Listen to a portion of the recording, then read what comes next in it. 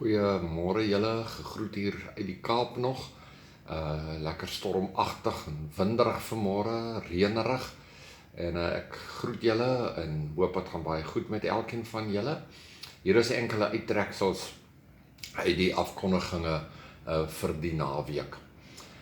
Hierdie Sondag, dit wil sê die 16de, is daar 'n biddag wat ons graag aan wil deelneem. Dis 'n biddag in die Oos-Kaap en ook die NG Kerk het inisiatiewe wat dit aanbetref.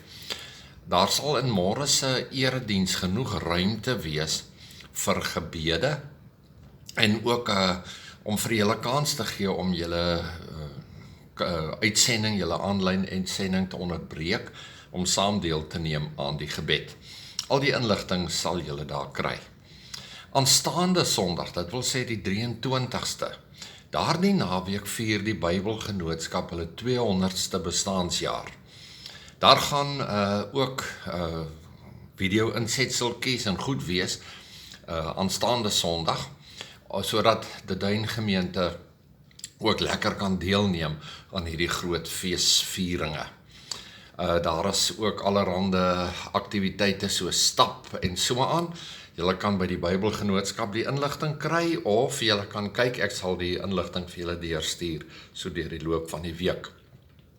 Dan let 'n bietjie net op na die leiersvergadering se inligting wat jy by afkondigings kry. En dan wil ons graag vir Alet Rood baie geluk sê met haar verjaarsdag die week.